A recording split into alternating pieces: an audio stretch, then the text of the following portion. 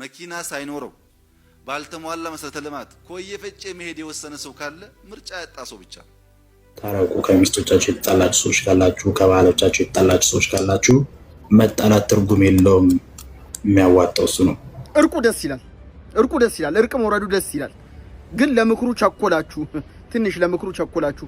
ከዕለታት ባንዱ ቀን ድንገት ታማ ሆስፒታል ገባች። ላተርፍም ትችላለች ተባለ። በሐኪሞች ታዘውላት ስትወስዳቸው የነበሩ መድኃኒቶች የሰውነቷን ቅርጽ ቀያየሩት።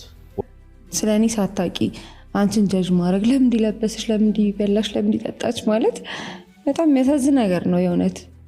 ይሄን አትይዙ ፈልጉ አይደል ያወሩት እነሱ እንደዚህ እንድናወራ የምርሽ ነው። ሬሳ ሳጥኑ ባዶ ነው የተቀበረው የሚባለው ነገር እውነት ይሆን እንዴ? እዚህ ምስሉ ላይ የምትመለከቱት ግለሰብ ቁርጥ የቀድሞ የኢትዮጵያ ጠቅላይ ሚኒስትር አቶ መለስ ዜናዊን ይመስላል። ሰላም ሰላም ሰላም! ውድና የተከበራችሁ የቻናላችን ቤተሰቦች እንዴት ከርማችሁልኛል? እኔ ያለው ክብር ይስፋ ዛሬም እንደተለመደው ሶሻል ሚዲያ ላይ መነጋገሪያና አዳዲስ የሆኑ ቪዲዮችን ወደ እናንተ ይዤላችሁ መጥቻለሁ። እንደተለመደው እነሱን አብረን እያየን ሀሳብ አስተያየታችንን እንሰጣለን። በዛሬ ቪዲዮ ማርታ ጎይቶም ሰሞኑን ሐምለሰት ሚዲያ ላይ ቀርባ አንዳንድ ነገሮችን ተናግራለች እና እሱን ነገር ብዙ ሰዎች ከሊያሾ ጋር ይገናኛል በማለት እያወሩ ነበርና በዛ ጉዳይ ላይ ሊያሾ መልስ ሰጥታለች። እኛም ቪዲዮን አይተን አብረን ሀሳብ አስተያየታችንን እንሰጣለን። ከዛ መቀጠል ደግሞ የሰሞኑን አጀንዳ የሆኑት ሀብታሙና ሩሃማ በሰዎች ዘንድ በጣም ከፍተኛ ቅሬታ እየቀረበባቸው ይገኛል። ምንድነው የሚለው እሱንም አብረን እንመለከታለን። እንዲሁም አዝናኝና አስተማሪ ቪዲዮዎች እንደተጠበቁ ናቸው። ከናንተ የሚጠበቀው እስከዚህ ቪዲዮ መጨረሻ አብራችሁ መቆየት ብቻ ነው። እንዲሁም ለዚህ ቻናል አዲስ ሆናችሁ ይህንን ቻናል ሰብስክራይብ በማድረግ የዚህ ቻናል ቤተሰብ ይሁኑ። እንዲሁም ይህንን ቪዲዮ ሁላችንም ላይክ እናደርገው። ወደ ዛሬ ቪዲዮቻችን እንሂድ። ቲቸር ፍቅሩ እንዴት ነዎት? ባርኮቴ እንዴት ነህ? ልጅ አለው ይመስገን። ስራ ቆንጆ ጥሩ ነው ልጄ። ስራ ረፍዶብኝ ነው ይቅርታ። እሺ ቲቸር ፍቅሩ። ዶክተር እንዴት ነህ? አለው አንበሳዬ። እናትህን ዛሬ ይዘህ መምጣት እንዳትረሳ፣ ቀጠሮ አለባቸው። እሺ ዶክተርዬ።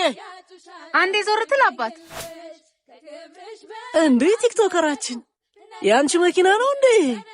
እና እናት ነው? አይ እናቴ እንኳን መንኩሳለች፣ መንዳትም አትችልም። ባይሆን ለሀገር የመነኮሱ ሰዎች በእግራቸው እየሄዱ አየሁ እና እኔ ያገባኛል። አረ ምን በወጣሽ፣ እንደው የዓለም ጸባይዋ ገርሞኝ ነው እንጂ።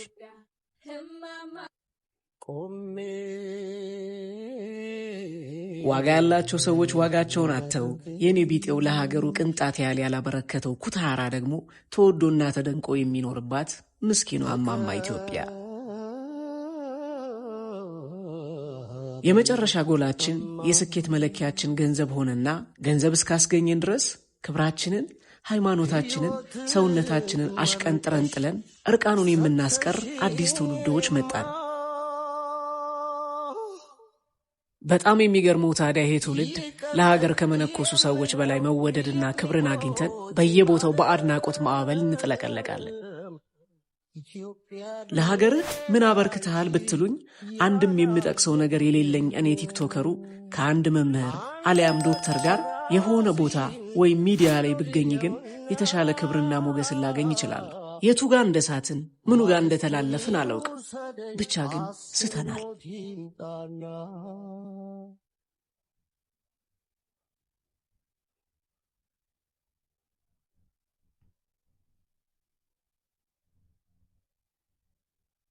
በሽታን ከሚፈውሰው ሐኪም አእምሮን ከሚያለመልመው መምህር በላይ እኔ ተራው ቲክቶከር የምናገረው ቃል ልክ እንደ አንድ የሀገር ባለውለታ ተጽዕኖ ፈጣሪ እንደተናገረው ተቆጥሮልኝ ርዕስ ሆኜ ለተወሰነ ጊዜ ሚዲያውን ልቆጣጠረው እችላለሁ። ከመምህሩ ጽሑፍ በላይ የኔ ንግግር፣ ከዶክተሩ ፈውስ በላይ የቲክቶከሩ ስራ ገኖ በኢትዮጵያ ሰማይ ስር እስከ መቼ እንደሚቆይ አላውቅም። ይሄን ሁሉ የሞራል ኪሳራ ተሸክማችሁ አሁንም ህዝብን የምታገለግሉ እናንተ የሀገር ባለውለታዎች የማይጎብጠውን ትከሻችሁን የማይሰበረውን ሞራላችሁን ባደለኝ ብዬ ተመኘው። ፈጣሪ ለሀገር ባለውለታዎች ሸክማችሁን የሚያቀል ዋጋችሁን አውቆ ክብርን የሚሰጣችሁ አዲስ ትውልድ ያስነሳል። አሜን። ፎሎውና ሼር እያደረጋችሁ ሐሳባችሁን ኮመንት ላይ አስቀምጡልን። ሰሞኑ ይህ ቪዲዮ ቲክቶክ ላይ ሲዘዋወር የነበረ ቪዲዮ ነው። ይህ ግለሰብ እንደዚህ አይነት ነገሮችን ነው የሚያገራው። ለህዝቡ አስተማሪ ያው ይጠቅመዋል ብሎ የሚያስበውን ነገር ነው። ከቀልድም ባለፈ ቁም ነገር ይዞ ሰው ይማርበታል ብሎ የሚያስባቸውን ነገሮችን ነው የሚያስተላልፈው እና በጣም ይሄ ነገር ተወዶለት በጣም ብዙ ሺህ ላይክና ብዙ ሺህ እይታ ነበረው። ይሄ ቪዲዮ ማለት ነው እንደተመለከታችሁት። ሲጀመር አይዲያውን በጣም የሚገርምና ሰው በጣም የሚወደው አይነት ይመስለኛል ይሄ የተሰራው ቪዲዮ ማለት ነው። እስኪ እናንተ በዚህ ቪዲዮ ላይ ምን አይነት ሀሳብ አስተያየት አላችሁ? ሬሳ ሳጥኑ ባዶ ነው የተቀበረው የሚባለው ነገር እውነት ይሆን እንዴ? እዚህ ምስሉ ላይ የምትመለከቱት ግለሰብ ቁርጥ የቀድሞ የኢትዮጵያ ጠቅላይ ሚኒስቴር አቶ መለስ ዜናዊን ይመስላል። ሰሞኑን እንግዲህ በሶሻል ሚዲያ ላይ እጅግ መነጋገሪያ ሆኗል። ይህ ምስል በብዙዎች ዘንድ እየተቀባበለ ነው የሚገኘው። እንደምታዩት መልኩ፣ መነጽሩ፣ ጺሙ ምናልባት ረገም ጀለቢያ ቢነሳ ቁርጥ መላጣ ይሆናል ብዬ ተስፋ አድርጋለሁ። ለማንኛውም ይህንን ምስል እንዴት አገኛችሁት? ሬሳ ሳጥኑ ባዶ ነው የተቀበረው የሚባለውስ ነገር እውነት ነው እንዴ? ምን ይመስላችኋል? ይህ መረጃ ለሌሎች ሼር አድርጉ። አዲስ የሆናችሁ ፎሎ ማድረጋችሁ እንዳትረሱ። መልካም ቀን። የሆነ ጊዜ ላይ ካስታወሳችሁ መለስ ዜናዊ የሞተ ሰሞን ሬሳ ሳጥኑ ባዶ ነው፣ ለዛ ነው ባንዲራ የተጠቀለለበት ምናምን የሚባሉ ወሬዎች እየተናፈሱ ነበርና ይህ ግለሰብ በአንድ አረብ ሀገር ላይ እንደዚህ ቁጭ ብሎ ጀለቢያ ለብሶ ቁጭ ብሎ ታይቶ ነበረ። መለስን ቁርጥ ራሱ ነው ምስሉ ላይ እንደምትመለከቱት መለስን ቁርጥ ራሱ ነው የሚመስለው። እና ብዙ ሰዎች እንዴ ይሄ ሬሳ ሳጥኑ ባዶ ነው የተቀበረው የሚባለው ነገር እውነት ነው እንዴ እያሉ ይገኛሉ። መኪና ሳይኖረው ባልተሟላ መሰረተ ልማት ኮየ ፈጬ መሄድ የወሰነ ሰው ካለ ምርጫ ያጣ ሰው ብቻ ነው። ይሄን ገዝቶ ብቻ ሳይሆን ረድተነው ብናኖረው እኛውን ነው እንጂ የሚገባ ነገር ነው። ይሄ ድሃን በሚያጠቃ መንገድ ስራው እንዳይሰራ በጥንቃቄ መሄድ ያስፈልጋል።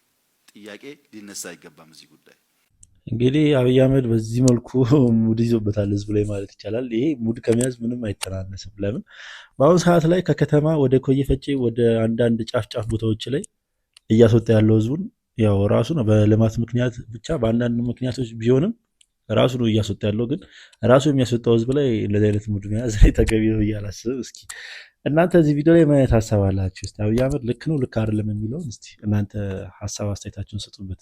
ታረቁ። ከሚስቶቻችሁ የተጣላችሁ ሰዎች ካላችሁ፣ ከባሎቻችሁ የተጣላችሁ ሰዎች ካላችሁ ለመታረቅ ሞክሩ። መጣላት ትርጉም የለውም። ተስፎ ኮንግራ ቴንኪዩን ይነባል እና ለመታረቅ እርቅ ለመፈጸም ሞክሩ። የሚያዋጣው እሱ ነው። ወለድ ከበደ አሜን። በልጅ ባርካችሁ አሜን። ደስ ብሎኛል። ወግዲ እንኳን አብሮሳል። የምር ነው።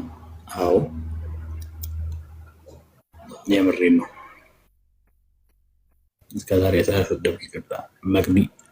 እንግዲህ ሰሞኑን እንደዚህ አይነት ድራማዎች በጣም እየተለመዱ ይገኛሉ። በተለይ ደግሞ ዩቲዩብ ላይ በፖድካስት መልኩ እየቀረቡ አንዳንድ ድራማዎች ይፈጠራሉ። ከዛ ደግሞ ትንሽ መነጋገሪያ ከተሆነ በኋላ እውቅናን ካገኙ በኋላ ደግሞ መልሰው ህዝቡ ላይ ሙድ የሚይዙባቸው ነገሮች እየተፈጠሩ ይገኛሉ እና ይህ ነገር ብዙዎችን ቅር አሰኝቷል። ያው ሰው ሲታረቅ ለምን ታረቅ አይባልም፣ ግን የነሱ የታረቁበት መንገድና ከዛ በኋላ ያሳዩት ባህሪ ደግሞ ብዙዎችን አላስደሰትም። እስኪ ለማንኛውም ቪዲዮዎችን ተመልክተን እንመለስ። አሁን አልቻልኩም። ቀራሳ ነው ታሪክ ሩሃማስ ምነው የዚህ ህዝብ ፈተና በዛሳ ጎበዝ ምን አፍጥተኛለህ? ያኔ አዎ ባለኩላሊቱ እሱ ነው።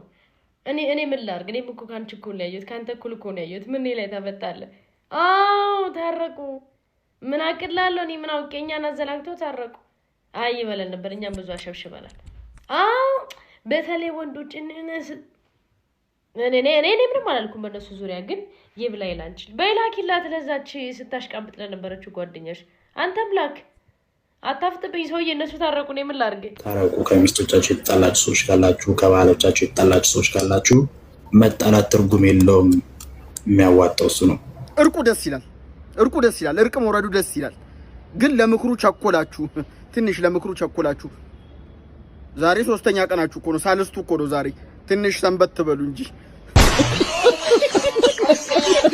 እንግዲህ ሁላችንም የምናስታውሰው ነው። ሰሞኑን በተለይ እንደዚህ አይነት ነገሮች በጣም እየተለመዱ ይገኛሉ። ከዚህ በፊትም ከሳምንት ከ15 ቀን በፊትም እንደዚህ አይነት ነገር ተፈጥሮ ነበረ። ሁለት ባልና ሚስቶች ቲክቶክ ላይ እንደ ፕራንክ ብለው የሆነ ቪዲዮ ያጋራሉ። ከዛ በዛ የተነሳ በቃ ዩቲዩብም ቲክቶክም ተጨናንቆ ነበረ። በቃ ያው የማይሆን ነገር ተገኘ። ሶሻል ሚዲያ ላይ የወጣ ነገር አስተያየት እንዲሰጥበት ነው። አስተያየት ሲሰጥበት ደግሞ የለቀቀው ሰውዬ መቀበል አለበት፣ ግዴታ ነው። እኔ አሁን በዚህ ቪዲዮ ላይ ስለኔ ያልተመቻችሁ ነገር ካለ ኮሜንት ሴክሽን ላይ ታስቀምጣላችሁ። ቀጣይ ላይ ለማስተካከል እሞክራለሁ። በቃ ሶሻል ሚዲያ ላይ እንደዚህ አይነት ነገሮች ግዴታ ነው። ሁሉ ጊዜ ጥሩ ነገር ይጠብቀኛል ብሎ ማሰብ የለምና አንዳንዴ ቲክቶክ ላይም የሆነ ዩቲዩብ ላይም እንደዚህ አይነት ነገር በጣም እየተለመዱ ይገኛሉ። አላስፈላጊ ነገር ሰርተው ታዋቂ ለመሆን ይሞክራሉ። ከዛ ታዋቂ ከሆኑ በኋላ መልሰው ደግሞ ህዝቡን ለምን ረሳኸኝ ነው መሰለኝ እንደዚህ አይነት ነገሮች እየተለመዱ ነውና እንደዚህ አይነት ነገሮች ይደብራሉ እንደኔ ማለት ነው። ስለኔ ሳታቂ አንቺን ጀጅ ማድረግ ለምን እንዲለበስሽ ለምን እንዲበላሽ ለምን እንዲጠጣች ማለት በጣም የሚያሳዝን ነገር ነው የእውነት። እና ያን ጊዜ አልፌ አሁን ሰላም ሰውን እነዛ ሰዎች ያሳዝኑኛል የእውነት። ቀይልሽ ማስተዋል ጥበብ ሲሰጥሽ እግዚአብሔር መካሪ ነው። ለሰዎች ማዘን እንዴት ሰው ካፉ መጥፎ ቃልን ያወጣል በልቡስ እንዴት መጥፎ ሐሳብን ያስባል እያልሽ ሁሉ ስለ ሰዎች መጨነቅ አልጀመርሽም? አዘንኩላቸው። በጣም ነው ማዝነው።